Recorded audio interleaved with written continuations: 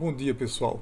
Vamos dar continuidade ao nosso curso e ver o segundo tópico, que é sobre erros e incertezas. A análise de erros e incertezas é extremamente importante em engenharia. Ela vai dar informação de quanto confiáveis são os resultados do seu projeto. Imagina você construir um edifício sem analisar as margens de segurança do projeto, ou você construir um avião sem um estudo de confiabilidade. De forma semelhante, um instrumento de medição tem que vir acompanhado de uma análise de incertezas. Considere, por exemplo, duas balanças, uma que tem uma exatidão de 1% e outra que tem uma exatidão de 0,1%. Qual das duas vocês acham que é a que vale mais? A de maior exatidão, com certeza. Quando você vai comprar um instrumento, além das especificações de faixa de medição, entre outros, a especificação de exatidão é essencial. Se você trabalha numa indústria, por exemplo, você não vai comprar um instrumento apenas pela informação do tipo de medição que ele faz. É necessário saber quanto exato é o resultado que ele fornece. De forma semelhante, se você projeta e fabrica um instrumento, ele não vai valer muita coisa sem especificar sua exatidão ou incerteza. Nesse tópico de erros e incertezas, vamos prover algumas ferramentas que possibilitam determinar a exatidão ou incerteza e que podem ser aplicadas ao seu projeto de instrumentação. Essas mesmas ferramentas também podem ser estendidas para as outras áreas de engenharia. O conteúdo deste tópico está dividido em 3 partes. Na primeira introdução, vamos ver algumas definições iniciais, como representar incertezas, quais são os componentes de incertezas e quais são as incertezas de alguns experimentos aleatórios. No tópico 2, vamos ver como é que podemos fazer análise de propagação de incertezas usando simulações de Monte Carlo, que são métodos computacionais. No tópico 3, vamos ver como podemos fazer análise de propagação de incertezas usando uma aproximação de Taylor. Esse tópico é dividido em várias partes. Vamos começar com algumas regras mais simples de adição e subtração, passando por multiplicação e divisão, funções de uma variável, funções de várias variáveis, até chegarmos na regra geral de propagação de incertezas. Nesta aula, nós vamos cobrir parte do tópico 1, introdução. Vamos mostrar algumas definições iniciais e também falar sobre a representação de incertezas. Vamos começar com algumas definições do que seria exatidão e o que seria precisão. Imagine que eu tenho um alvo e eu sempre acerte nesta área aqui. Vocês diriam que eu estou sendo preciso ou estou sendo exato? De forma semelhante, se eu estou medindo alguma grandeza e o valor exato é este daqui, minhas medições ocorrem sempre nessa região, eu estou sendo preciso ou estou sendo exato? Em ambos os casos, eu posso dizer que eu estou sendo preciso dentro desta região, mas não estou sendo exato, pois eu estou longe do meu objetivo. Então, exatidão podemos definir como a medida do grau de concordância entre o resultado de uma medição e o valor verdadeiro do mesurando, e precisão como a medida do grau de reprodutibilidade de medições, ou seja, para um determinado valor da variável, a precisão é a medida do grau de afastamento entre as várias medições sucessivas, assim como ocorre neste exemplo aqui. A precisão tem um significado diferente de exatidão e não deve ser usada como tal. Atualmente, as normas técnicas não fazem mais referência a esse termo e deve-se usar o termo repetitividade. Continuando, vamos definir o que seria erro de medição, incerteza de medição e também o que seria resolução. O erro de medição pode ser definido como a diferença entre o resultado de uma medição e o seu valor verdadeiro. A incerteza é um parâmetro associado ao resultado de uma medição que caracteriza a dispersão dos valores que podem ser razoavelmente atribuídos ao mesurando.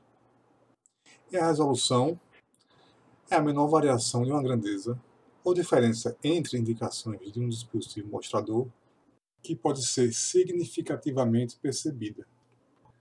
problema fundamental que se tem com essa definição de erro é que, para se conhecer o erro, tem que se conhecer também o valor verdadeiro.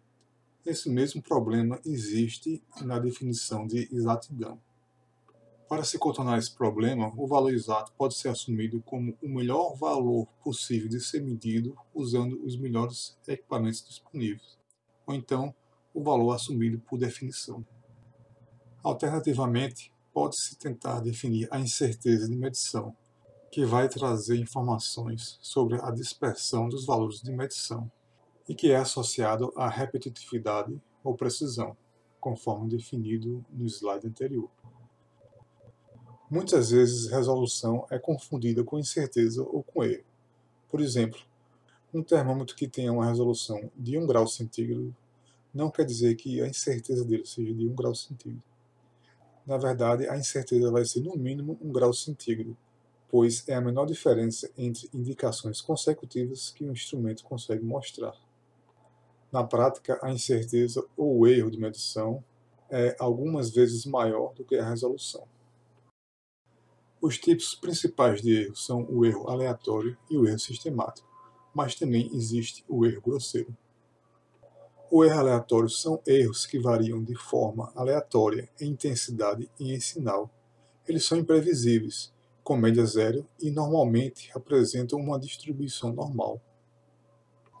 Já o erro sistemático é uma quantidade fixa e consistente que permanece a mesma para todas as medições do experimento. Quando a origem desse erro é conhecida, ele pode ser corrigido com calibração. Considere, por exemplo, que o valor verdadeiro da variável seja indicado aqui, e após consecutivas medições sob mesmas condições, eu extraio a média. Então, o erro sistemático pode ser determinado pela diferença entre a média e o valor exato, e erro aleatório pela dispersão dos valores medidos. O terceiro tipo de erro, erro grosseiro, é um erro devido principalmente a fatores humanos, como leituras incorretas ou uso incorreto de instrumentos, e pode ser evitado empregando corretamente os métodos e instrumentos. Agora vamos ver como representar valores de incertezas de forma correta, como representar variáveis e como representar incertezas na forma gráfica. Vamos supor que a gente queira expressar o valor da aceleração da gravidade, como sendo 9,8 metros por segundo ao quadrado, e que tem uma incerteza de 0,2 metros por segundo ao quadrado. E para tal vamos usar a variável g. A forma correta de escrever vai ser então g igual a 9,8 mais ou menos 0,2 metros por segundo ao quadrado, em que g é a variável, 9,8 é o melhor valor obtido, 0,2 é o valor da incerteza, que é escrita em termos absolutos, e metros por segundo ao quadrado é a unidade. Observe que a unidade só aparece depois do 0,2, pois tanto o melhor valor quanto a incerteza usam a mesma unidade. Observe também que existem espaços separando 9,8 do símbolo mais ou menos, do mais ou menos para 0,2 e de 0,2 para metros por segundo ao quadrado. Agora vamos ver como podemos escrever expressões matemáticas com incertezas. Suponha que eu tenha uma variável x que eu queira expressar com incerteza. Eu posso escrever x igual a x melhor mais ou menos o x, em que x melhor é o melhor valor obtido da variável e o x é a incerteza. Eu posso também optar por escrever de uma forma mais compacta, x igual a x barra mais ou menos o x. Agora, se eu tenho i variáveis x e y, a forma de expressar seria xi igual a xi barra mais ou menos u, entre parênteses, xi. Ou ainda, se todas as variáveis forem x, eu posso escrever de forma mais compacta, xi é igual a x barra i mais ou menos o i. As incertezas também podem ser escritas de forma fracionárias, e às vezes é muito mais fácil trabalhar dessa forma. Suponha que minhas medições da aceleração da gravidade tenha dado o valor esperado de 9,8 metros por segundo ao quadrado, com a incerteza de 2%. A forma correta de escrever o resultado utilizando a variável g seria g igual a 9,8 metros por segundo ao quadrado, mais ou menos 2%. Veja que agora a unidade metros por segundo ao quadrado vem junto do 9,8, já que a incerteza é fracionária e expressa em termos percentuais. Também eu devo respeitar o espaço de um caractere separando os valores das unidades. Se eu quero escrever equações com variáveis com incertezas fracionárias, para uma variável x a forma vai ser x igual a x barra mais ou menos o x sobre x barra, percentual. Observe que eu posso transformar uma incerteza absoluta em fracionária e vice-versa. Para sair de absoluta para fracionária, basta eu dividir a incerteza pelo valor esperado x barra e multiplicar por 100%.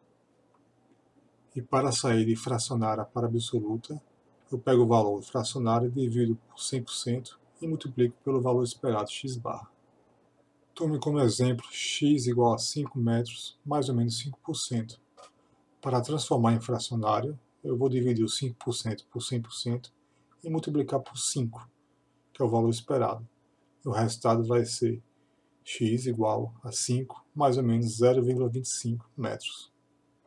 Outra forma de representar incertezas é a representação gráfica. Normalmente, um gráfico de linha possui os pontos e uma curva ligando os pontos.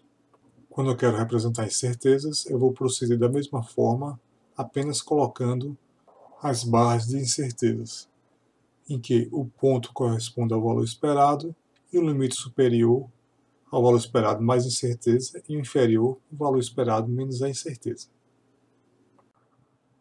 Agora vamos ver como apresentar os resultados com relação ao número de algarismos significativos. Valores de incertezas são aproximações e, como o nome já disse, são incertos. E não tem muito sentido apresentar incertezas com muitas casas decimais ou algarismos significativos.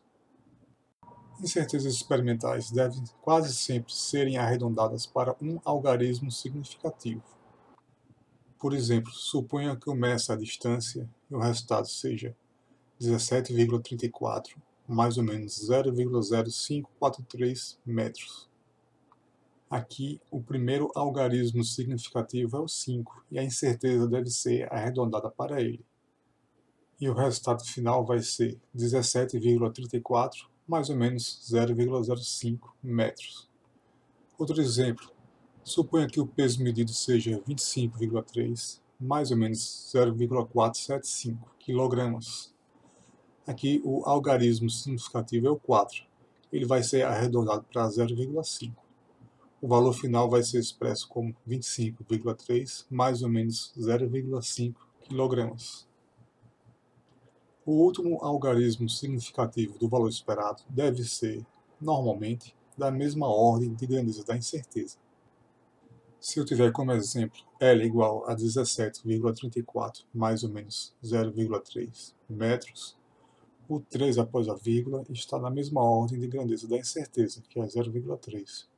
Assim, o valor esperado deve ser arredondado para esse algarismo e o resultado vai ser escrito como 17,3 mais ou menos 0,3 metros. Outro exemplo. O peso M é 25,3578, mais ou menos 0,07 kg. Aqui, o segundo algarismo após a vírgula, que corresponde ao 5, está na mesma ordem da incerteza, que é 0,07. O resultado final, então, vai ser expresso como 25,36, mais ou menos 0,7 kg. Caso o valor numérico do algarismo a ser arredondado seja muito pequeno, tipo 1 ou 2, o erro de aproximação pode ser grande. Neste caso, pode-se optar por expressar o valor numérico com dois algarismos significativos. Como exemplo geral, considere que eu meça a velocidade como sendo 57,46, mais ou menos 0,326 metros por segundo. O procedimento para expressar o resultado final começa arredondando a incerteza para 0,3 e depois arredondando o valor esperado para 57,5.